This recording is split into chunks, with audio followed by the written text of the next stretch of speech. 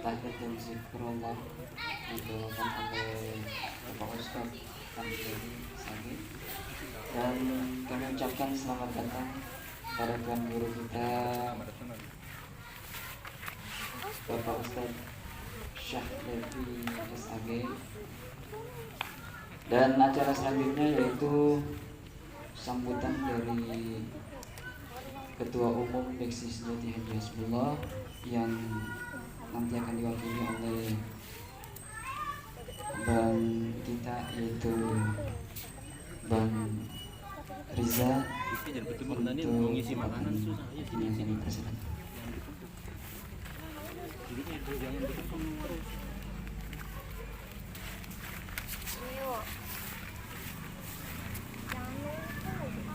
Bismillahirrahmanirrahim. Assalamualaikum warahmatullahi wabarakatuh. Yang saya hormati orang tua kita, abang kita yang biasa kita panggil Baba Bonar. Semoga Allah selalu berikan keberkahan rezekinya, selalu Allah berikan kesehatan kepada keluarganya dan kepada beliau juga. Yang saya hormati Tuan Guru Syah Repi SAG, yang saya hormati Ustadz Ridwan SAG, yang saya hormati Ustadz Romdoni, dan saya sangat senang, alhamdulillah, walaupun kecil-kecilan tapi setiap tahun kita wajib mengadakan tawakufan. Apa sih tawakufan itu? Tawakufan itu ialah latihan yang kita tutup sementara. Karena apa? Karena menyambut bulan suci Ramadan. Jadi biar bulan suci ini kita khusyuk. Khusyuk apa? Khusyuk ibadah. Karena bulan suci ini 1 bulan penuh kita khususkan untuk beribadah kepada Allah Subhanahu wa taala. Saya menitipkan, saya akan kasih estafet kepada adik-adik semua. Karena apa? Karena orang tua kita, guru kita almarhum Bapak Ahmad Syaifullah sudah 1 tahun lebih. Meninggalnya 10 Agustus 2020. 2022 ini bulan Agustus tanggal 10 itu sudah 2 tahun. Mudah-mudahan orang tua kita, guru kita, Allah tempatkan di taman surganya Allah. Allah berikan kelapangan kuburnya. Allah berikan. Sekarang kita ini murid-muridnya, anak-anaknya selalu tawakal, selalu istiqomah. Karena apa? Amanah yang diberikan ini itu nggak gampang. Karena apa? Karena istiqomah itu susah. Kita semua punya kesibukan masing-masing. Tapi alhamdulillah saya senang di sini adik-adik semua masih latihan. Pesan Bang Reja cuma satu. Ketika latihan yang paling utama kalian lakukan apa? Takjim kepada guru kalian. Kalian harus hormati guru kalian.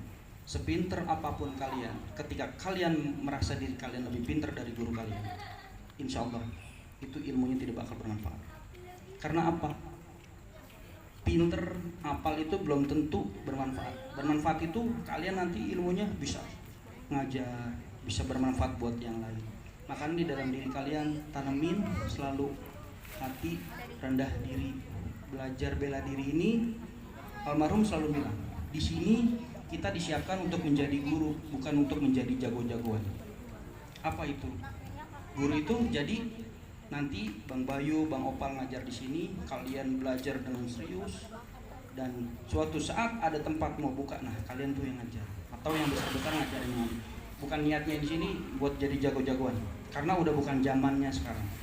Sekarang kita ngatain orang aja bisa dilaporin, gimana kalau kita pukul orang kan? Jadi tanamin dalam diri kalian, belajar yang giat. Nanti insya Allah kalau emang Allah berikan kalian estafet, insya Allah kalian bakal menjadi guru. Kalau jadi guru itu enak. Kenapa? Saya nih nggak ketemu nih yang namanya kok ngaji sebulan nih. Tapi saya ini selalu mendoakan kepada beliau. Karena apa? Karena beliau guru. Karena beliau ilmu bermanfaat. Nah, kalau ilmu bermanfaat itu ya kayak gini. Kita nggak tahu orangnya, tapi tahu namanya.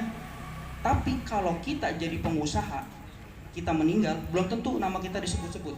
Tapi kalau kita jadi guru nih, guru-guru kita nih, nanti ketika mereka ini, maaf, udah nggak ada, murid-muridnya mendoakan untuk beliau semua. Tapi kalau kita jadi kerja orang pengusaha segala macam, belum tentu murid-muridnya doain. Makanya di sini kita tanamin sekarang, kalian belajar ini untuk jadi guru. Biar apa? Biar kalian itu selalu diingat dan doa-doanya nyampe ke akhirat. Yang pesan satu lagi nih, ketika latihan, yang paling utama itu yang di jalan itu apa? Pengulangan. Jadi latihannya misalkan malam Sabtu, nah dari malam Minggu sampai malam Jumat itu kalian ulangin tuh di rumah tuh latihannya. Jadi nanti pas malam Sabtu latihannya lebih gampang gitu. Paham ya semuanya? Ya, sedikitnya dari saya. Wabillahi taufiq wal hidayah. Wassalamualaikum warahmatullahi wabarakatuh. Terima kasih pada Bang Riza yang telah memberikan sambutan mewakili Ketua Umum Beksi Sejati Haji Hasbullah, memetik kesimpulan dari yang disampaikan Bang Riza, yaitu kita sebagai murid-murid atau anggota yang latihan di sini, kita harus mahabbah kepada guru kita harus cinta, kita harus ta'zim, sehingga ilmu yang kita tuntut, ilmu yang kita pelajari menjadi bermanfaat, menjadi barokah buat kita semua, barokah buat kita dan barokah buat juga guru kita. Nah, yang selanjutnya yaitu acara selanjutnya sambutan dari tuan rumah kepada orang tua kita, Bang Nahrudin Ma'ruf. Tempat dan waktunya kami persilakan.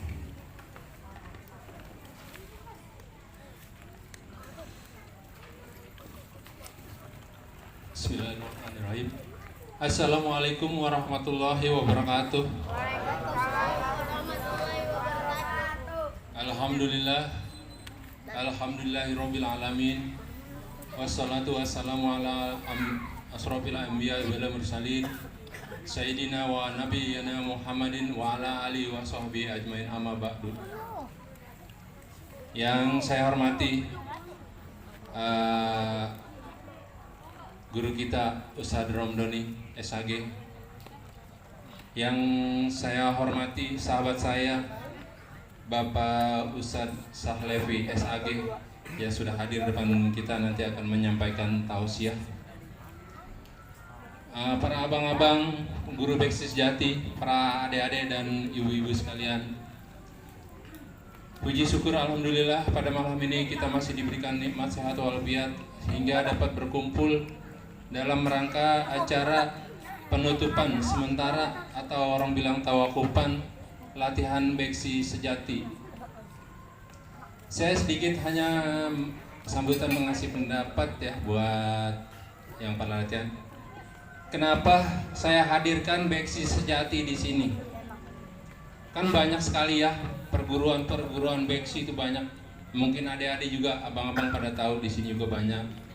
Ada yang namanya apa Beksi Merah, ada yang namanya Beksi Hijau segala macam. Kenapa saya hadirkan Beksi Sejati? Karena Beksi Sejati, walaupun saya kenal belum lama dengan almarhum pendiri yaitu Bapak Ahmad Saifullah dan istri almarhum yaitu Ibu Om Sani, saya tahu benar beliau adalah sangat istiqomah dalam hal baik itu kepada mengajarkan kepada murid-muridnya, kepada keluarganya dan para sahabatnya.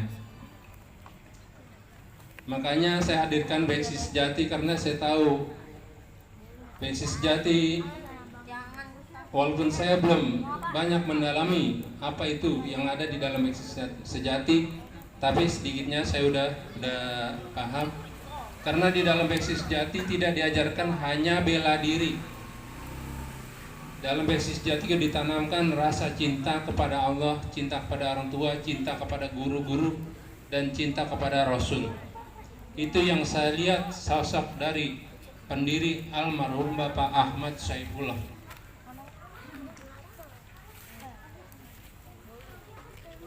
Sekali lagi, mengapa saya hadirkan tadi, saya katakan hadirkan Besi Sejati, ya karena itulah saya ingin nanti ada estafet yang sudah dipaparkan tadi oleh abang kita Bang Rija.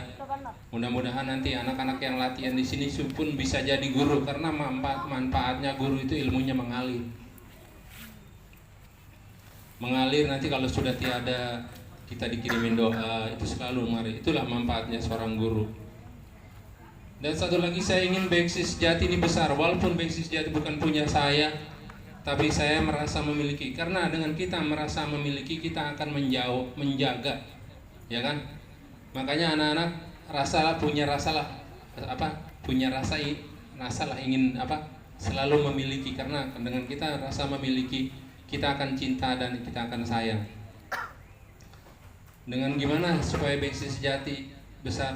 Nanti bila sudah ada anak-anak yang lulus atau yang sudah hatam bahasa, kalau orang hafal Quran hatam, kalau bisa misalnya ada yang mau buka Beksi, silakan.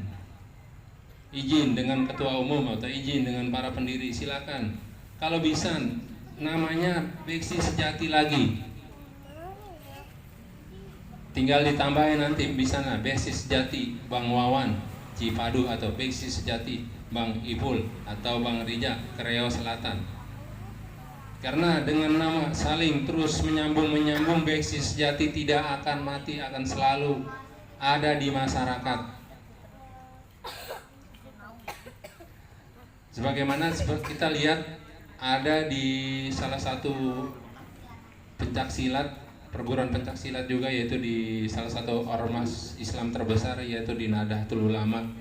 Kita lihat itu ada PSHT, kalau salah Bang Ria ya, betul ya, PSHT ya, Setia Hati, atau satu lagi ada 2. Kenapa dia besar? Kenapa dia sampai tingkat nasional? Karena mereka walaupun dia pindah pulau, pindah kemanapun, mereka tetap namanya yaitu nggak ganti-ganti, cuma nama wilayahnya aja yang ganti.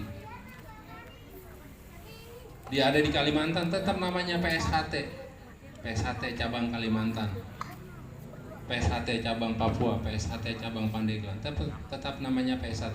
Nah, kalau bisa saya sarankan nanti buat para murid-murid mungkin yang akan menjadi guru, kalau bisa misalnya ingin buka Beksi Sejati, tetaplah gunakan Beksi Sejati, agar Beksi Sejati tetap kalau bisa masuk ke namanya masuk di nasional gitu ya, kalau perlu mah internasional. Ya, saya rasa itu aja saran saya sebagai tuan rumah. Dan karena sebentar lagi kita akan memasuki bulan Ramadan, saya atas nama keluarga, atas nama pribadi, atas nama anak-anak saya, mohon dibukakan pintu maaf yang seluas-luasnya. Wabillahi taufiq wal hidayah. Wassalamualaikum warahmatullahi wabarakatuh. Ya, terima kasih ada orang tua kita, yaitu Abang Bonar, yang telah menyampaikan pesan kepada kita semua ya, yang yaitu cinta kepada Allah, Rasul, orang tua dan guru. Selanjutnya rasa memiliki, ya ini perguruan kita yang udah kita dirikan, harus rasa memilikinya yang tinggi. Terus selanjutnya kalian ini adalah cikal bakal generasi estafet selanjutnya yang akan meneruskan ilmu-ilmu Beksi ini. Nah, acara selanjutnya yaitu tausiah yang akan disampaikan oleh Tuan Guru kita Al-Mukarram Al-Ustadz Bapak Syahlevi SAG. Kepadanya kami persilakan. Sallu ala Muhammad.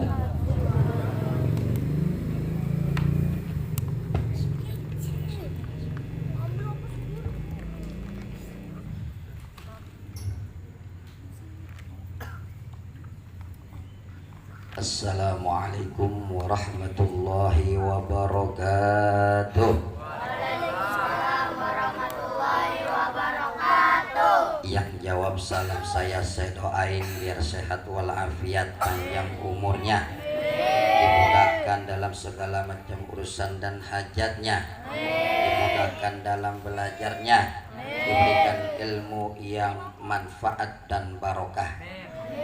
Assalamualaikum warahmatullahi wabarakatuh.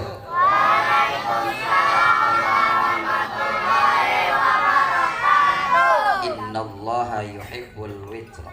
Sesungguhnya Allah menyukai yang gandeng-gandeng. Oleh karena itu saya ucapin salam sekali lagi. Assalamualaikum warahmatullahi wabarakatuh. Waalaikumsalam warahmatullahi wabarakatuh. Yang cewek kalah sama yang cowok tuh. Kecil tapi suara nyaring juga pada. Insyaallah. Bismillahirrahmanirrahim. Alhamdulillahi rabbil alamin. Allazi anzala sakinata fi qulubil mu'minin liyazdadu imanan ma'a imanihim. Ashhadu an la ilaha illallah wahdahu la syarika lah, al-malikul haqqul mubin, wa ashhadu anna sayyidana wa nabiyyana Muhammadan abduhu wa rasuluh, al-mab'utsu rahmatan lil alamin. Allahumma shalli wa sallim wa karrim wa azim ala sayyidina wa maulana Muhammadin sallallahu alaihi wasallam. Al-Fatih lima ughliqa wal khatim lima sabaqa, nasiril haqq bil haqq wal hadi ila siratikal mustaqim, wa ala alihi wa sahbihi haqqa qadrihi wa miqdarihi al-azim. Amma ba'du. Faqad qala Allah Ta'ala fil Qur'anil Karim wa huwa asdaqul qailin. A'udzu billahi minasy syaithanir rajim. Bismillahirrahmanirrahim. Yarfa'illahu alladhina amanu minkum walladhina utul ilma darajat. Wa qala aidan fi ayatin ukhra, ya ayyuhalladzina amanu kutiba alaikumus syiyam kama kutiba 'alal ladzina min qablikum la'allakum tattaqun. Wa qala nabiyyuna Muhammad sallallahu alaihi wasallam, Allahumma salli wa sallim wa barik alaihi. Utlubul ilma minal mahdi ilal lahdi. Wa qala aidan, kam min fi'atin kam min sha'imin laisa lahu min shiyamihi illa al-ju' wal 'atash. Sadaqallahul azim wa balagha rasuluhun nabiyul habibul karim, wa nahnu ala dzalika minasyahidin wa syakirin walhamdulillahi rabbil alamin. Yang sama kita hormati dan muliakan sahibul bait, abang saya, sahabat saya Bang Nahrudin Bonar beserta istri dan keluarga besarnya, mudah-mudahan disehatkan badannya, amin. Panjangkan umurnya, amin. Diberikan kemudahan dan kelancaran dalam segala urusan dan hajatnya, serta diberikan rezeki yang banyak, yang berlimpah, halal dan barokah untuk bekal ibadah pada Allah Subhanahu wa ta'ala, amin ya rabbal alamin. Tak lupa pula yang sama-sama kita hormati dan muliakan Al-Mukarram wal-Muhtaram Al-Ustadz Ramdhani yang telah memimpin pembacaan surah Yasin, tahlil dan tahmid serta doa. Mudah-mudahan beliau senantiasa disehatkan badannya, amin. Panjangkan umurnya, amin. Diberikan kemudahan dan kelancaran dalam segala urusan dan hajatnya, amin ya rabbal alamin. Yang saya hormati pula Bang Reza ya, sebagai pembina atau pelatih daripada Beksi Sejati. Mudah-mudahan beliau senantiasa disehatkan badannya, panjangkan umurnya dan dimudahkan dalam segala urusan dan hajatnya. Dan kita hormati pula Ustaz Ridwan serta para asatiz yang lainnya, para orang-orang tua, tuan-tuan guru. Baba Hadi alhamdulillah hadir. Masya Allah. Orang tua kita Baba Hadi, nama lengkapnya nggak tahu.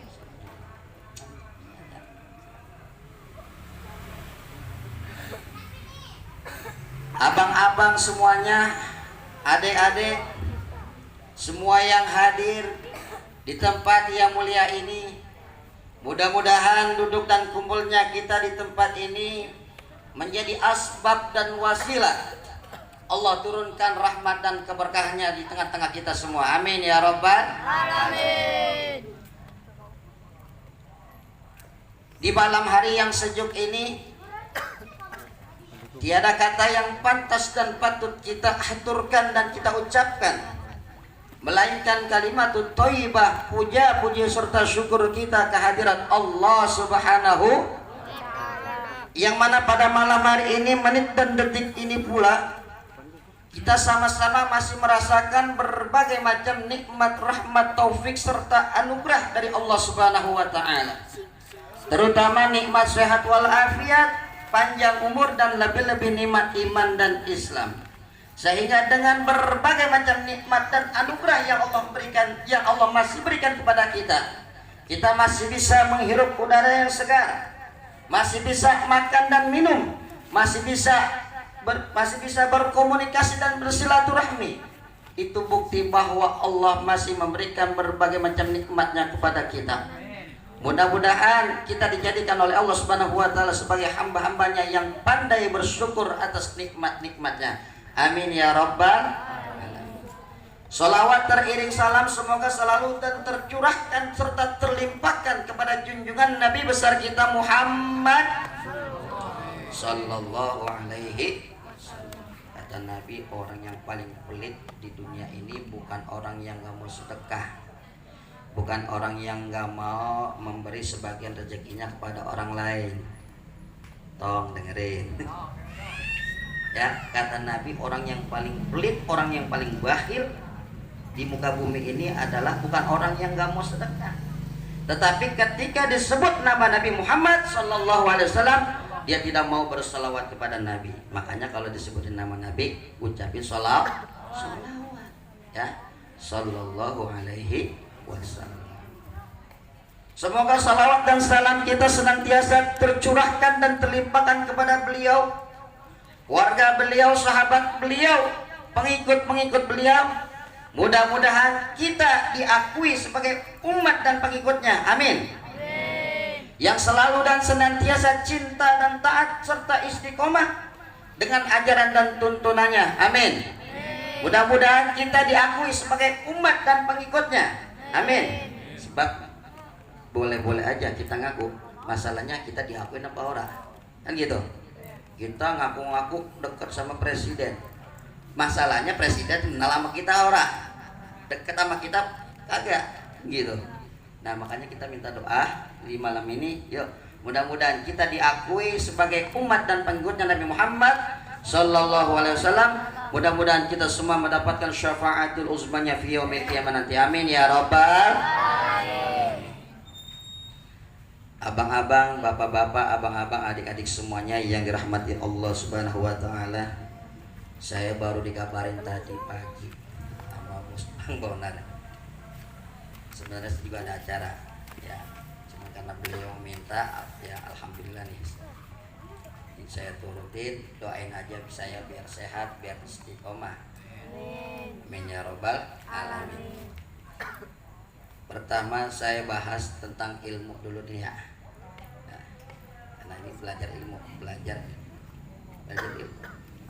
Pada hakikatnya ilmu itu sumbernya adalah tidak lain dan tidak bukan hanyalah dari Allah Subhanahu wa taala.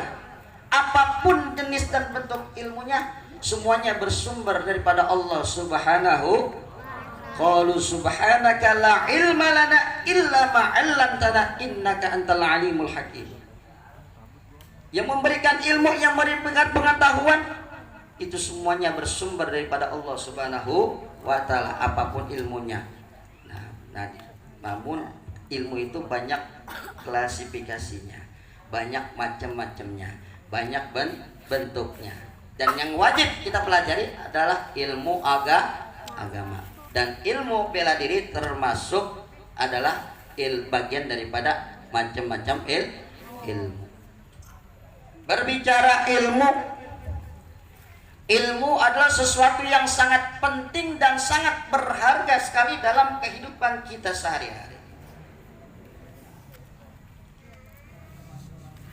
Ilmu, kenapa kita sangat perlu, sangat penting, sangat berharga dalam kehidupan kita sehari-hari? Kita perlu sama yang namanya ilmu. Yang pertama, karena ilmu itu adalah cahaya. Al-ilmu nur. Imam Syafi'i radhiyallahu anhu, nama lengkapnya Muhammad bin Idris bin Abbas bin Utsman Asy-Syafi'i radhiyallahu anhu, pernah mengeluhkan tentang hafalannya yang buruk kepada gurunya Imam Waqi'.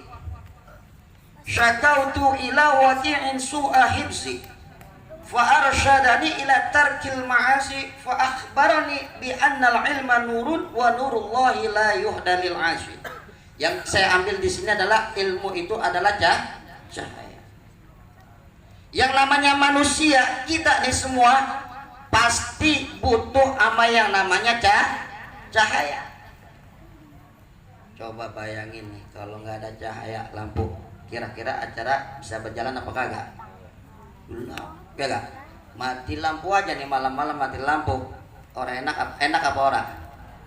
Enak. Saya pakai bahasa Betawi bae dah, ya. Kagak enak. Ya, dulu zaman saya masih kecil, makanya saya tinggal di Kampung Bulak. Kenapa dinamain Kampung Bulak? Karena banyak sawah sama kebun. Dulu rumah tuh masih jarang-jarang, ya. Ada yang ngangon kebun di sebelah sono di Bulak. Itu kalau udah maghrib ke atas, kalau kita mau pergi mau keluar malam itu gelap. Kita kalau mau jalan kudu bawa senter atau patroma, ya. Sebab kenapa? Kalau kita jalan malam-malam, rumah jauh, ya kan, banyak kebun, banyak pohonan. Kalau kita nggak bawa senter, nggak ada cahaya, kita nyusruk. Bahkan kalau kita nggak hati-hati, kita bisa kejeblok. Tahu kejeblok? Ya kita jalan, tahu-tahu kita kejeblok kaki kita. Kirain mah lumpur, pas dipegang dicolek gelap bau. Tahu-tahunya kau kebo. Nah, masih banyak yang ngangun kebo. Tuh, kita butuh cahaya. Coba kalau kita jalannya hati-hati, bawa senter, bawa patroma. Kalau ada teko kita langkain, ya gak? Tuh, manusia butuh sama yang namanya cahaya. Nah, begitu juga ilmu itu adalah cahaya. Oleh karena itu kita butuh yang namanya ilmu. Semakin banyak orang yang menuntut ilmu, semakin banyak majelis-majelis taklim, semakin banyak orang yang mengaji, banyak ada orang alim di situ, maka kampung itu, tempat itu pasti terang. Alhamdulillah, terang. Jangankan kita manusia, ternyata binatang aja butuh ama yang namanya cahaya. Tahu laron? Tahu laron? Pernah makan laron? Laron tuh kalau habis hujan malam-malam biasanya tuh laron berkeliaran. Apa yang dia cari? Kemana dia larinya? Dia nyarinya ke lampu. Kenapa ada lampu? Karena di lampu itu ada cahaya. Binatang baik, hidup, ngerti, open, ya butuh ama yang namanya cahaya. Elokan kita orang suka, orang butuh ama yang namanya cahaya. Cuman satu binatang yang orang demen, yang takut sama cahaya, apa? Kalau malam dia berkeliaran, kalau pagi dia ngumpet. Kalelawar, kalong.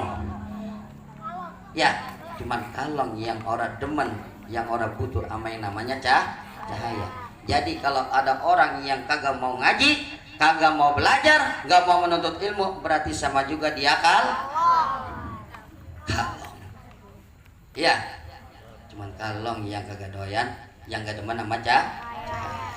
Tuh, ya, tuntut ilmu, karena ilmu itu adalah cahaya yang nerangin jalan kehidupan kita, insya Allah. Yang kedua, bicara ilmu. Ilmu itu lebih berharga daripada harta. Gini nih, ilmu itu lebih berharga daripada harta. Kok bisa ilmu lebih berharga daripada harta? Sayyidina Ali karramallahu wajhah pernah berkata tentang hal ini. Kenapa? Ketika ditanya sama kaum Khawarij,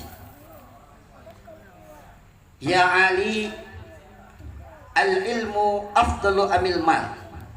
Wahai Ali, apakah ilmu yang lebih utama atau harta? Jawaban Sayyidina Ali adalah al-ilmu afdalu minal mal. Ilmu itu lebih utama, lebih mulia, dan lebih berharga daripada harta. Kenapa ilmu bisa lebih mulia, lebih berharga, lebih utama daripada harta? Yang pertama, al-ilmu mirathul anbiya wal mal mirathu Qarun wasyidat wa fir'aun wa ghairihi. Yang pertama, ilmu itu adalah pewarisannya para nabi. Sesungguhnya nabi itu tidak mewariskan dirham apalagi dinar.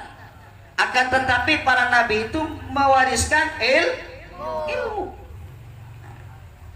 Makanya kalian bersyukur ya, kalau dapat ilmu, belajar ilmu, berarti itu adalah warisan nabi. Kudu dijaga baik. Yang kedua, harta itu adalah warisannya Qarun. Makanya ada yang namanya harta Qarun. Qarun itu orang yang sangat cinta kepada dunia, sehingga saking cintanya sama dunia dia kependam di tengah-tengah bumi. Makanya ada namanya harta Qarun. Orang yang sangat cinta kepada dunia.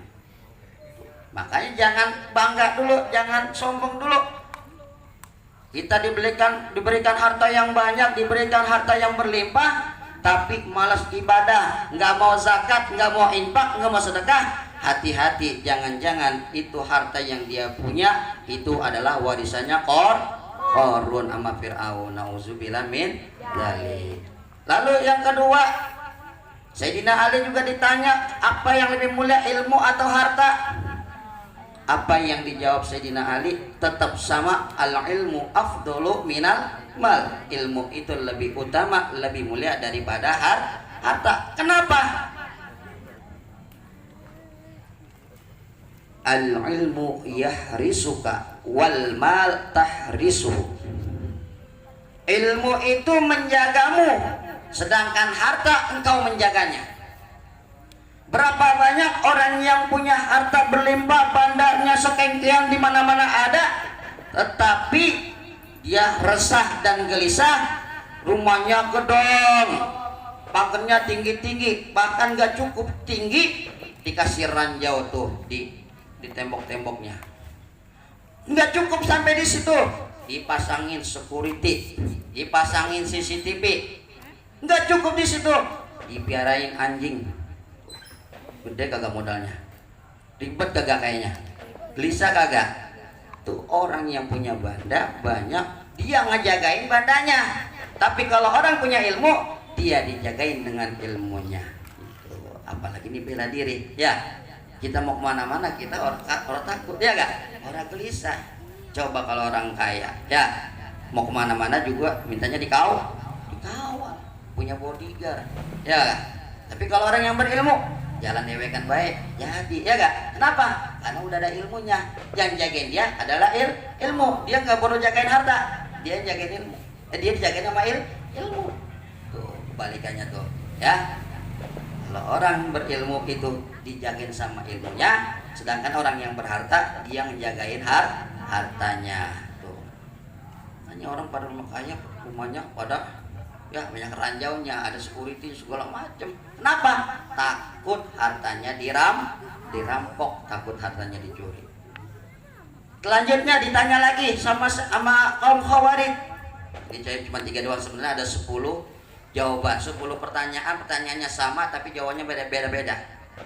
Di sini saya cuma ngasih 3 aja. Nah, itu ada di dalam kitab Al-Usfuriyah.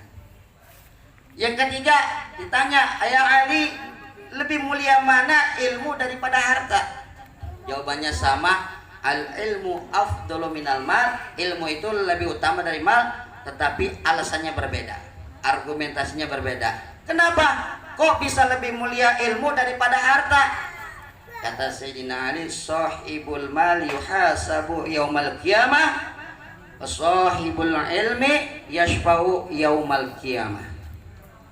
Orang yang punya ilmu, orang yang punya banda, orang yang punya harta, dia bakalan dihisab, diperhitungkan di hadapan Allah pada hari kiamat. Sedangkan orang yang berilmu, dia akan dapat memberikan syafaat kepada orang yang dia cintainya. Tuh bedanya antara orang yang punya banda sama orang yang berilmu. Makanya cari terus ilmu ya. Jangan putus asa ya. Ini baru jalan 1 jurus, wah udah ngeluh pegal kan gitu ya.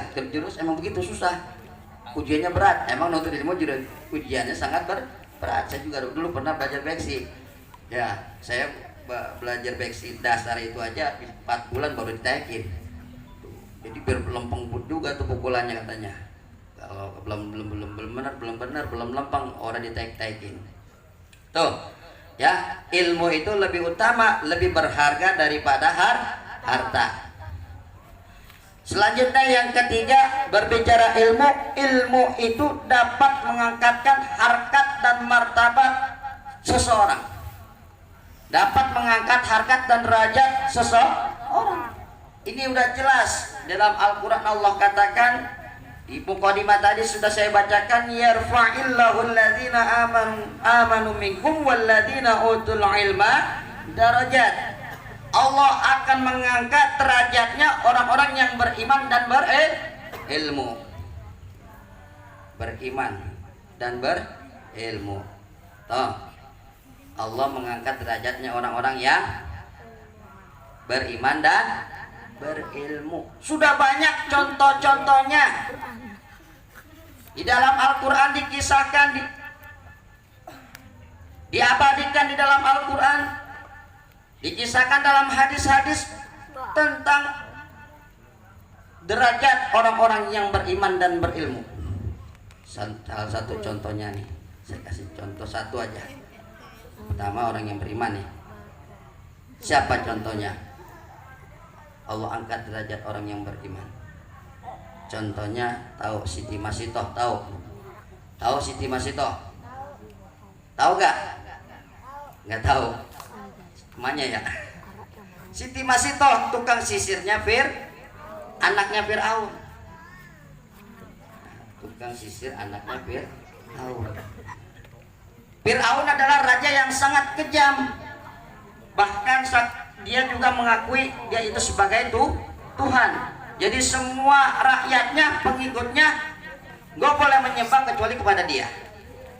Suatu ketika, tapi ada beberapa orang di kalangan kerajaan tersebut yang beriman kepada Allah Subhanahu wa taala, yaitu pengikutnya Nabi Musa alaihi salam. Nah, salah satunya adalah Siti Masitoh, tukang sisir anaknya Fir'aun. Suatu ketika Siti Masitoh menyisiri anaknya Fir'aun. Tiba-tiba itu sisir jatuh. Lalu diambil dengan mengucapkan Bismillahirrahmanirrahim. Didengarlah sama anaknya Fir'aun, ditanya, wahai Siti Masitoh, apakah yang kau ucapkan itu? Itu yang saya ucapkan adalah nama Tuhan. Tuhannya itu adalah bapak saya, bukan. Tuhan itu adalah Tuhanku dan Tuhanmu dan Tuhan babamu juga. Waduh, berarti kalau gitu ada Tuhan selain bapak saya. Akhirnya ini anak ngaduin hal tersebut kepada bapaknya, yaitu Fir'aun. Akhirnya diaduin ke Fir'aun, ke bapaknya, bahwa ada salah satu di antara pengikutnya yang tidak patuh, yaitu tidak menyembah kepada ayahnya, itu pada Fir'aun. Akhirnya itu Siti Masitoh dipanggil di hadapan Fir'aun, disidang, ditanyain, apakah benar Siti Masitoh engkau menyembah selain aku? Siti Masitoh menjawab dengan lantang tanpa ragu sedikit pun, betul, aku menyembah Allah. Pas ketika Fir'aun mendengar jawaban Siti Masitoh, Fir'aun semakin geram, semakin murka kepada Siti Masitoh, sehingga Fir'aun memerintahkan pada pengawal-pengawalnya, pada pembantu-bantunya untuk menyiapkan kuali yang besar, disiapkan, di bawahnya api yang menyala-nyala. Sebelum diceburin ke itu kuali, diisi air yang panas, ditanya lagi Siti Masito, wahai Siti Masito, benarkah engkau tidak mau menyembahku? Engkau tetap beriman menyembah kepada Tuhannya Musa alaihissalam, kepada Nabi Musa? Betul, saya tetap beriman kepada Allah. La ilaha illallah, tiada Tuhan selain Allah. Karena begitu teguh pendiriannya, keyakinannya kepada Allah, enggak sedikit pun bergoyang dan bergeser keimanannya. Lalu diuji lagi tuh Siti Masito, diceburin anak pertamanya. Sebelum diceburin ditanya lagi, mau kagak? Mau berubah kagak pendiriannya? Kagak, tetap Allah itu satu, Allah itu adalah Tuhan, Tuhanku. Akhirnya diceburin tuh anaknya yang pertama. Yang kedua, anaknya yang kecil, yang masih nyusuin. Sebelum diceburinnya anaknya, ditanya lagi, benar kamu nggak mau menyembah padaku? Kau tetap menyembah Allah? Betul. La ilaha illallah, tidak ada Tuhan selain Allah. Akhirnya sebenarnya ragu-ragu nih Siti Masito ketika anaknya mau yang kecil mau diceburin. Sebenarnya dia ragu, agak sedikit ragu. Cuman Allah berikan petunjuk, anaknya bisa bicara. Anaknya yang kecil yang belum hidup apa-apa, belum bisa ngomong, tahu-tahu bisa ngomong. Wahai bunda, wahai ibuku, jangan bergeser sedikit pun imanmu, karena kita ini adalah di jalan yang benar. Sehingga meyakinkan keimanannya Siti Masito. Akhirnya Siti Masito menyerahkan dan berserah diri kepada Allah Subhanahu wa taala. Tawakkaltu 'ala Allah, Allahu akbar. Akhirnya Siti Masito dan anaknya yang kecil nyebur ke kuali. Tapi sebelum nyebur, Allah sudah mencabut dulu nyawanya Siti Masito, sehingga Siti Masito dan anaknya yang kecil enggak terasa sakit. Dan ketika diceburkan di dalam kuali itu, wangi yang tercium semerbak. Makanya ketika Nabi kita Muhammad sallallahu alaihi wasallam ketika Isra Mi'raj mencium bau harum yang wangi. Kenapa? Ditanya kepada malaikat Jibril, wahai Jibril, wangi apakah ini? Ini adalah wanginya Siti Masito, tukang sisirnya anaknya Fir'aun. Tuh, itu gara-gara mempertahankan keimanannya. Allah angkat derajatnya. Yang kedua, ya Allah akan angkat derajatnya orang yang berilmu. Sudah banyak bukti dan contoh-contohnya para alimil ulama, ya, para aslafun as-solihun, orang-orang terdahulu, orang-orang soleh, orang yang berilmu, Allah angkat derajatnya. Itu buktinya dengan karya-karyanya yang kita pelajari, kitab-kitab kuningnya, karya-karyanya yang sampai saat ini walaupun sudah ribuan tahun, ratusan tahun, tetapi tetap kita masih ada ilmu tersebut dan kita pelajari sampai saat sekarang ini. Itu berkat ilmunya para alimil ulama. Allah angkat derajatnya. Bahkan Imam Syafi'i pernah berkata, al-alimu kabirun wa in kana hadatsan wal jahilu shaghirun wa in kana syaikhan. Orang yang berilmu itu derajatnya tinggi. Orang yang berilmu itu besar, agung, mulia, walaupun sekalipun dia itu masih kecil, masih anak-anak, masih umur 7 tahun tapi udah hafal Quran. Mulia kagak? Mulia. Wal jahilu shaghirun wa in kana syaikhan. Dan orang yang bodoh itu, orang yang enggak berilmu itu rendah derajatnya, kecil di hadapan manusia. Wa in kana syaikhan, sekalipun dia itu sudah tua. Ilmu dapat mengangkat derajat harkat manusia.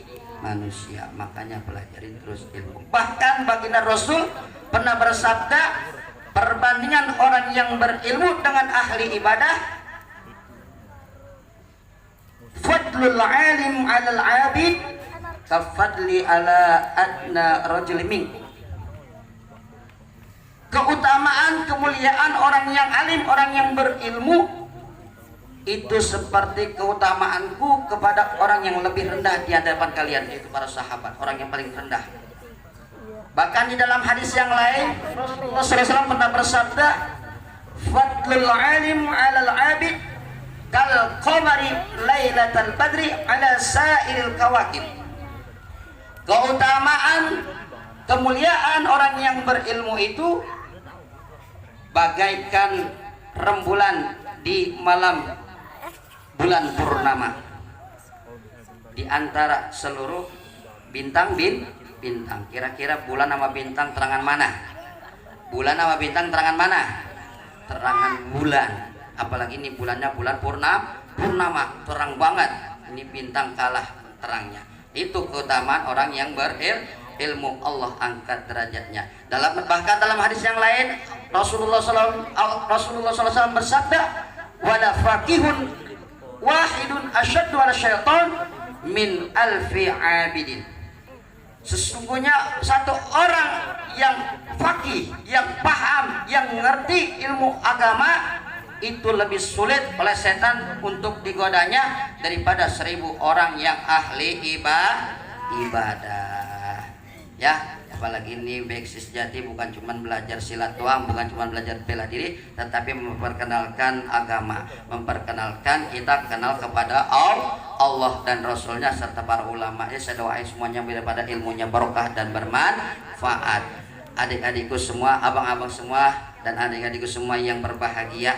Kenapa sih kita setiap pertengahan sampai akhir bulan Sya'ban banyak pengajian-pengajian ya, di majelis-majelis taklim, musolah, masjid-masjid langgar-langgar, bahkan sampai pelatihan bela diri aja pakai ditawakufkan, ya diberhentikan sementara.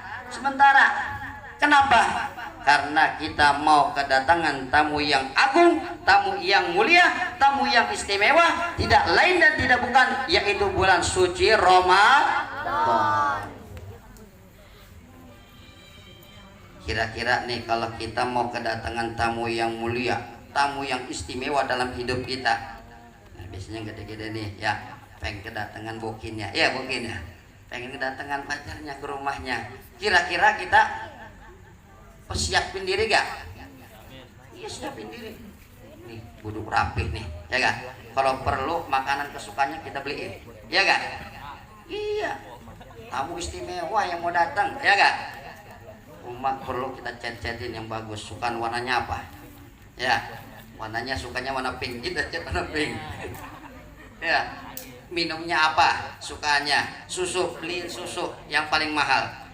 Makanan sukanya apa? Sate, beliin sate yang paling mahal. Ya gak? Kenapa? Karena mau kedatangan tamu istimewa. Gitu. Nah, begitu juga kita mau kedatangan tamu yang agung, yang mulia, yaitu berkedatangan bulan suci Ramadan, maka kita kudu mempersiapkan diri untuk menyambut kedatangannya. Lalu bagaimana caranya untuk mempersiapkan diri menyambut kedatangan bulan suci Ramadan? Ada beberapa hal dan perkara untuk menyiapkan dalam rangka menyambut kedatangan tamu yang mulia, tamu yang agung dan istimewa, yaitu kedatangan bulan suci Ramadan. Di antaranya adalah satu, kita kudu senang dan gembira dengan kedatangannya bulan suci Ramadan. Dengar gak barusan apa? Dengar gak? Seneng gak datang bulan suci Ramadan? Kenapa senang? Karena bakalan lebaran katanya, bakalan dibeliin baju baru ya. Ya, kita senang, kudu senang dan gembira. Begitu juga kita ingin kedatangan orang yang spesial, orang yang istimewa di hati kita, maka kita senang dan gembira dengan kehadiran dan kedatangannya di rumah kita. Betul? Kita kudu senang dulu. Ya, kalau udah senang, insya Allah kata Nabi, man fariha bidukhuli Ramadan harramallahu jasadahu ala niran. Siapa orang yang senang dan gembira dengan masuk dan kedatangannya bulan suci Ramadan, maka Allah haramkan jasadnya disentuh oleh api neraka. Insya Allah. Tuh yang pertama, kita siapin hati kita kudu senang dan gembira dalam rangka menyambut kedatangan bulan suci Ramadan. Kalau hati kita senang, gembira, cinta, ya pasti kita layanin dengan baik. Begitu juga kalau ada tamu, ya tamunya ini spesial, istimewa, ya orang yang kita cintai datang ke rumah kita, yang pastinya kita senang dan gembira.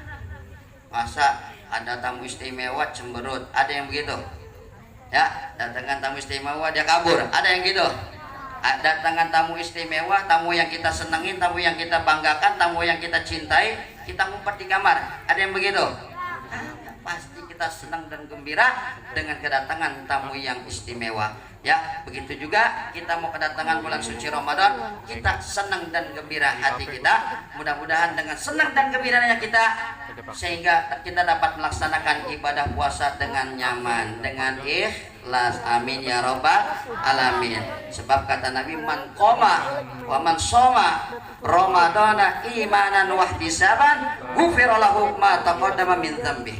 Siapa orang yang melaksanakan ibadah puasa, dalam riwayat yang lain menegakkan puasa,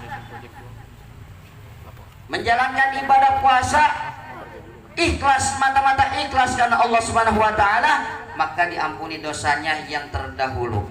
Amin ya rabbal alamin. Ya, udah kita dijauhin dari api neraka, Allah ampuni segala dosa dan kesalahan kita yang telah lalu. Amin ya rabbal alamin.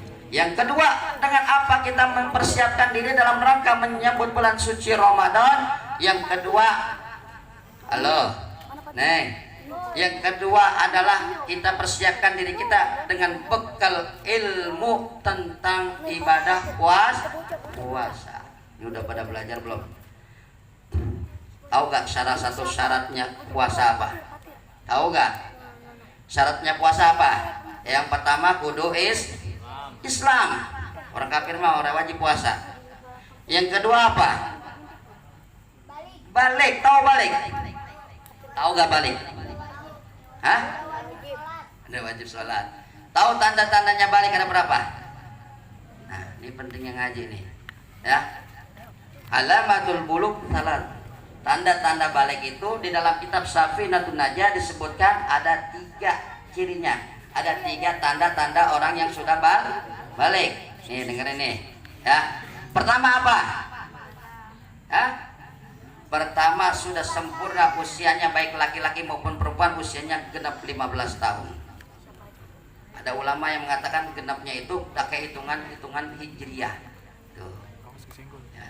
Pokoknya udah genap umurnya 15 tahun, baik bagi laki-laki maupun perempuan, dia berarti sudah balik. Kalau udah balik berarti dia wajib sholat, wajib puasa. Tuh. Yang kedua, tanda-tanda balik yaitu bagi perempuan kalau sudah haid. Ya, tanya mamanya dah, haid itu apa sih? Ya, tanya mamanya nanti ya. Yang ketiga, tanda balik bagi laki-laki ya, sudah ihtilam, pernah mimpi basah. Itu umur berapa tahun? Biasanya umur dari 9 tahun ke atas. Ya, 9 tahun ke atas. Walaupun umurnya 15 tahun ke bawah, ya umur 9 tahun tapi udah haid, berarti dia sudah balik. Umur 10 tahun dia udah mimpi basah, udah pernah ngeluarin sperma, maka dia udah akil balik, udah balik. Wajib sholat, wajib puasa. Berarti kalau yang namanya wajib, ya, kalau dikerjakan dapat pahala, ditinggalkan dapat ma yuhasabu ala fi'lihi wa yu'aqabu ala tarkihi. Itu kaidah usul fikihnya. Apabila sesuatu yang dikerjakan itu dapat pahala, apabila ditinggalkan dapat dosa. Itu yang wajib namanya. Ya, tuh kita persiapkan diri kita dengan bekal ilmu. Terus yang ketiga syaratnya apa? Kudu berakal, akalnya sehat, normal, kagak ngomong sendirian. Ini kan kadang-kadang kita sering lihat orang ketawa sendirian di jalanan. Betul? Ya enggak? Main HP ketawa-tawa nyengir sendiri, ketawa sendiri, itu gila bukan? Lagi tahu-tahunya lagi chatting ya, lagi main HP, lagi WhatsAppan. Ya, yang ketiga syaratnya kudu berakal sehat. Ya, orang gila, orang stres, wajib kagak puasa? Kagak. Ya, terus yang keempat adalah mampu atau dalam keadaan sehat. Ya, mampu untuk mengerjakannya dalam keadaan sehat. Ya. Dan kudu tahu rukunnya puasa. Tahu rukunnya puasa?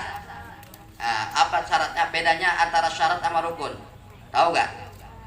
Nah, kalau syarat itu sebelum dikerjakan, tapi kalau rukun sudah sedang dikerjakan. Apa rukunnya puasa? Yang pertama rukunnya puasa apa? Coba yang gedenya saya mau tanya. Rukun puasa yang pertama apa? niat. Ya, innamal a'malu bin niat. Sesungguhnya setiap perbuatan itu tergantung pada niatnya. Kapan waktunya niat puasa? Nih penting juga nih. Ya. Nah, ada dua versi, ada dua pilihan. Yang pertama pendapatnya Imam Maliki, ya, bahwa ketika kita memasuki awal bulan puasa, malamnya kita niat puasa 1 bulan penuh. Nah, ini orang tua kita ngajarin tuh, pakai itu.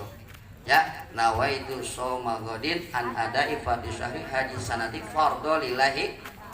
Kun niat puasa esok hari 1 bulan penuh karena Allah Ta'ala. Tuh, jangan lupa ya, pas malam pertama taraweh, habis sholat taraweh jangan lupa kita niat puasa untuk 1 bulan penuh. Kenapa kok kita niat 1 bulan penuh? Ya, jaga-jaga. Kalau umur kita nggak nyampe full sebulan, tahu-tahu kita nggak ada, kita udah dicatat sebagai orang yang puasa 1 bulan penuh, insya Allah. Terus yang kedua, setiap malam kita wajib berniat puasa. Pendapatnya Imam Syafi'i, ya, yang kita ikuti. Makanya kita setiap habis sholat taraweh itu baca nih niat puasa ya sama imam. Ayo sama-sama kita niat puasa. Bismillahirrahmanirrahim. Nawaitu shauma ghadin an ada'i fardhi syahri ramadhana haji sanati lillahi. Tuh, ku niat puasa esok hari pada bulan Ramadan tahun ini karena Allah udah pada bisa nih niatnya ya. Udah pada puasa belum? Udah pada balik belum? Belum ya. Ya, belajar puasa ya. Biasanya umur segini buka johor dulu puasanya. Ya, sampai johor. Enggak apa-apa. Buat ngelatih supaya nanti kalau sudah balik, sudah terbiasa. Tuh, ya. Rukunnya puasa pertama adalah niat. Yang kedua adalah imsak, ya, menahan diri daripada lapar dan haus dahaga. Al-Imam Ghazali pernah mengklasifikasi orang yang berpuasa menjadi 3 golongan orang yang berpuasa. Yang pertama, shaumul awam, puasanya orang awam. Apa puasanya orang awam? Yaitu puasa hanya menahan diri daripada lapar dan haus dahaga. Ya, dia orang ngeroin sama anggota tubuhnya. Ya, dia mah puasa ya, tapi dia kagak tahu, kagak menjaga puasanya, kagak menjaga anggota tubuh badannya untuk puasa. Makanya kata Nabi, kam min shaimin laisa lahu min syiyamihi illal ju' wal atash. Berapa banyak orang yang berpuasa, dia tidak mendapatkan pahala puasa, tidak mendapatkan ganjaran pahala puasanya, kecuali yang dia dapat hanya lapar dan haus dahaga. Kenapa? Iya, puasa mah puasa, ngomongin orang jalan terus. Iya, puasa mah puasa, zolimi dan nganiaya orang mah jalan terus. Puasa mah puasa, maksiat jalan terus. Nah, itu namanya puasa orang awam. Yang kedua, puasanya khos, shaumul khos, yaitu puasa orang yang khusus. Siapa mereka?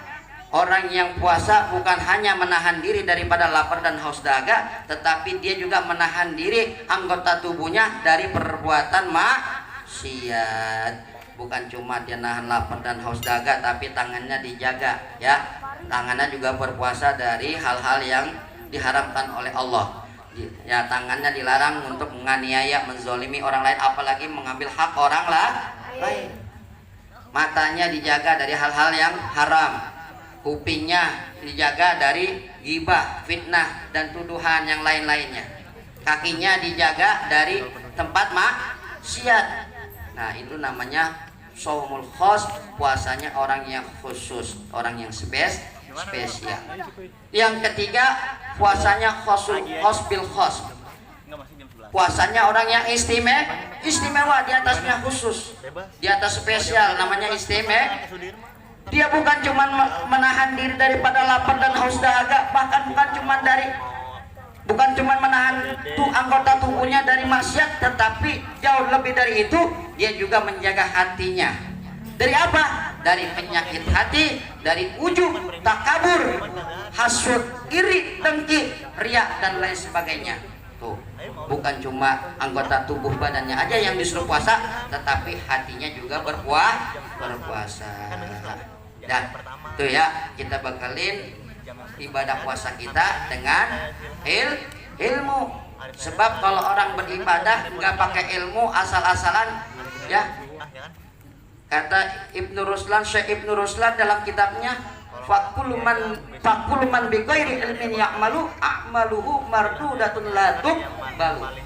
Siapa orang yang beramal, beribadah tanpa didasari dengan ilmu, maka amal ibadahnya, perbuatannya tidak diterima, alias ditolak Allah Subhanahu wa ta'ala. Makanya pentingnya ngaji, pentingnya menuntut ilmu supaya amal ibadah kita enggak sia-sia, supaya amal ibadah kita diterima di sisi Allah Subhanahu wa ta'ala dan mendapatkan ganjaran pahala di surganya Allah Subhanahu wa ta'ala. Amin ya rabbal alamin. Yang ketiga, dalam rangka mempersiapkan diri kita dalam rangka menyambut kedatangan tamu yang istimewa, yaitu kedatangan bulan suci Ramadan, maka yang ketiga adalah kita harus menghalalkan kesalahan, saling memaafkan di antara kita.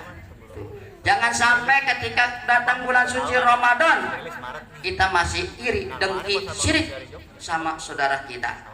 Kita masih menyimpan dendam di hati kita kepada teman-teman kita, saudara kita, apalagi sama orang tua kita. Makanya pas ketika bulan Sya'ban, ya sebelum bulan pertengahan belum bulan Sya'ban, ya kita sudah maaf-maafan, ya. Apalagi mau menyambut bulan suci Ramadan, ya kita bersihkan hati kita kosongkan hati kita dari penyakit hati, ya, dari sifat iri, dengki, ya, sesama teman kita, sesama saudara kita saling menghalalkan, saling memaafkan agar ibadah kita di bulan Ramadan bisa khusyuk dan nyaman dan diterima di sisi Allah Subhanahu wa ta'ala. Tuh ya, sebab salah satu doa yang diaminkan oleh Nabi, doa malaikat Jibril alaihissalam ketika Nabi naik ke atas mimbar, yang diaminkan salah satunya adalah, ya Allah, jangan kau terima pahalanya, ibadahnya orang yang berpuasa tetapi dia masih mempunyai sifat dendam, iri, dengki sama sahabatnya, sama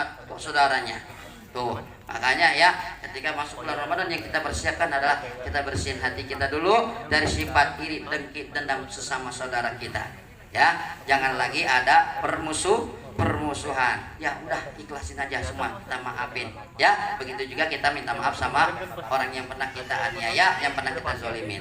Insya Allah puasa kita lancar. Amin ya robbal alamin. Yang ketiga, keempat itu yang ketiga. Yang pertama kan kita siapkan diri kita dalam rangka menyambut, yaitu dengan hati yang senang dan gembira. Yang kedua, kita bekali dengan ilmu. Yang ketiga, ya, kita saling memaafkan. Yang keempat, yang terakhir, yaitu kita dengan rangka menyambut kedatangan bulan suci Ramadan, kita biasakan membaca Al-Quran. Ya, kenapa? Karena di dalam bulan Ramadan Allah turunkan Al-Quran. Inna anzalnahu fi lailatul qadr. Wa ma adraka ma lailatul qadr. Lailatul qadri khairum min alfi syahr. Tuh. Kenapa di dalam bulan Ramadan? Nah, kenapa kita kudu mempersiapkan dengan membiasakan baca Al-Quran? Sebab di dalam bulan Ramadan Allah turunkan Al-Quran. Al-Quran yang tadinya di Lauhil Mahfuz Allah turunkan ke Baitul Izzah, yaitu ke langit bumi. Ya, dari langit bumi Allah turunkan satu persatu, ayat per ayat kepada dari malaikat Jibril kepada Nabi kita Muhammad Sallallahu Alaihi Wasallam. Tuh, jadi sejarahnya seperti itu. Ya, di bulan Ramadan Allah turunkan Al-Quran. Syahrul Ramadan alladzi unzila fihil Quran. Makanya ya, supaya kita dapat malam Lailatul Qadar yang di mana malam tersebut adalah lebih baik daripada daripada seribu bulan min alfi syahrin. Ya, itu kalau dihitung-hitung 83 tahun. Ya, sedangkan umur kita aja kadang-kadang nyampe segitu. Ya, orang-orang tua sekarang umurnya 70 sudah meninggal, 80 sudah meninggal. Ini 83 tahun, lebih baik dari 83 tahun. Ya, makanya supaya kita mendapatkan malam Lailatul Qadar, yuk kita lazimkan membaca Quran. Insya Allah kita Allah berikan malam yang mulia, yaitu malam Lailatul Qadar. Ya, kata Nabi, man qara harfan min kitabillah falahu bihi hasanah. Barang siapa membaca satu huruf saja dari Al-Quran, Allah berikan kebaikan, satu kebaikan. Wal hasanatu asyru amsalihha, dan satu kebaikan Allah lipat gandakan menjadi 10 kebaikan. Wala aqulu alif lam mim harfun. Kata Nabi, aku tidak mengatakan kalau alif lam mim itu satu huruf. Walakin alif harfun, lam harfun, ba mim harfun. Jadi alif lam mim terdiri dari 3 huruf. 3 huruf dikali 10 dia sama dengan 30 kebaikan. Bahkan di bulan Ramadan Allah lipat gandakan menjadi 700 kali lipat pahalanya, insya Allah. Makanya jangan sampai kagak kita baca Al-Quran di bulan Ramadan. Untuk itu kita biasakan terlebih dahulu di bulan ini, di bulan Syawal kita rajin terus baca Al-Quran. Ketika nanti masuk bulan suci Ramadan, kita sudah terbiasa membaca Al-Quran, sehingga mudah-mudahan kita Allah berikan kekuatan, Allah bisa berikan kekuatan kepada kita untuk bisa menghatamkan Al-Quran, insya Allah. Iqra'ul Quran fa innahu ya'ti yaumal qiyamah syafi'an li ashabi. Ya, bacalah Al-Quran, karena sesungguhnya Al-Quran itu akan datang kepada orang yang membacanya, yaitu sebagai pemberi syafaat pertolongan kepada orang yang membacanya, yang mengamalkan Al-Quran. Insya Allah mudah-mudahan kita Allah berikan sehat walafiat, panjang umur, Allah sampaikan umur kita kepada bulan Ramadan tahun ini dan tahun-tahun berikutnya, dan mudah-mudahan Allah berikan kekuatan iman Islam kepada kita, taufik dan hidayah serta inayahnya, sehingga kita bisa melaksanakan ibadah puasa di bulan Ramadan dengan khusyuk, dengan penuh keikhlasan, mengharap ridha Allah Subhanahu wa taala. Allah terima segala amal ibadah kita, Allah berikan ganjaran pahala yang berlipat ganda di sisi Allah Subhanahu wa taala, dan mudah-mudahan Allah berikan kepada kita kemudahan dan kelancaran dalam segala urusan dan hajat kita. Allah berikan kepada kita ilmu yang barokah dan bermanfaat. Allah berikan kepada kita rezeki yang banyak, yang berlimpah, halal dan barokah, untuk bakal kita ibadah, untuk kita pergi ke tanah suci Mekah. Pulang dari tanah suci Mekah kita bisa pulang ke rumah, bisa beli tanah, sawah dan yang lain-lainnya. Dan mudah-mudahan kita semua Allah matikan dalam keadaan husnul khatimah ala hadhihi wa ala kulli niyatin shalihah wa ila hadratin nabi. Al-Fatihah.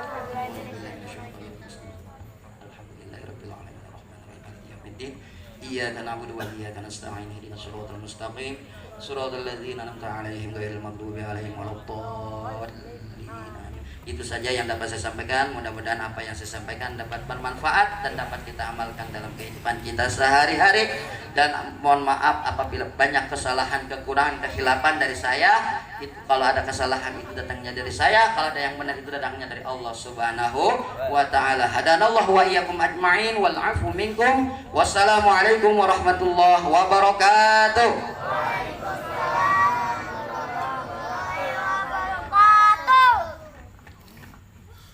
Terima kasih kami ucapkan pada Bapak Ustadz Syahlevi SAG. Tausiahnya luar biasa, ilmunya dituplekin semua kepada kita semua. Mudah-mudahan ilmu yang barusan disampaikan dapat kita amalkan dan menyambut bulan suci Ramadan. Kita buka hati kita, kita sucikan diri kita dan hati kita. Mudah-mudahan kita menjalankan aktivitas di bulan Ramadan benar-benar dapatkan barokah dari Allah Subhanahu wa taala.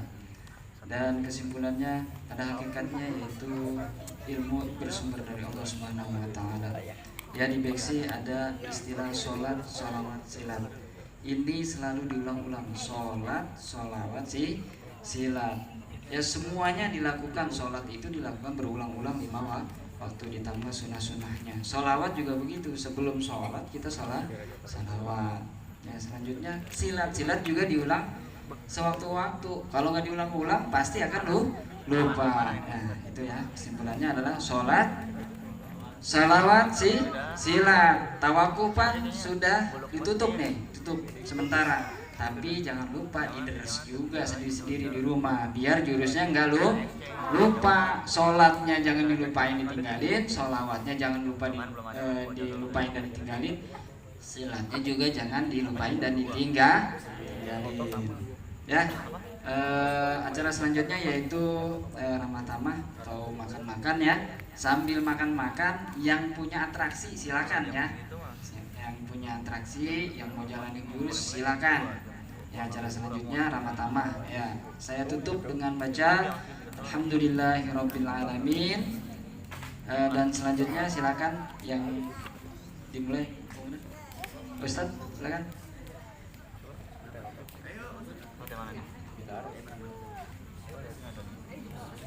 Ya, sambil makan ya, yang mau atraksi silakan.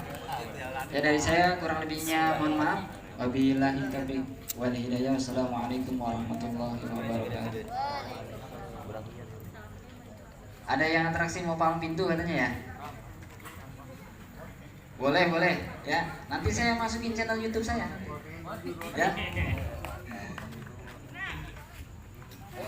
Siapa yang mau atraksi palang pintu? Ya, Pak Ustadz mau lihat juga nih sambil makan ya. Mana tuh? Gimana? Besok DPX. Bang Opal, dipimpin Bang Opal. Pimpin nih, katanya ada atraksi palang pintu, tolong dipimpin ya. Siapa yang main? Gua ya nyamper. Ini aja.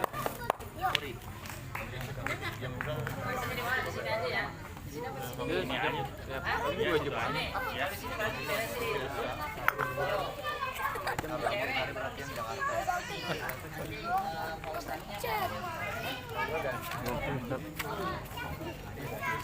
Chat saya. Ini tolong bantu ini di